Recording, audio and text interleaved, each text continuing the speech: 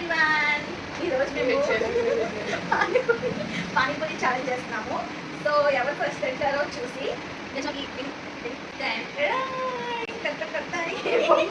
ఇస్తాం. ఓకేనా? ఇప్పుడు మనం టైమర్ పెట్టుకోవాలి. Time starts now.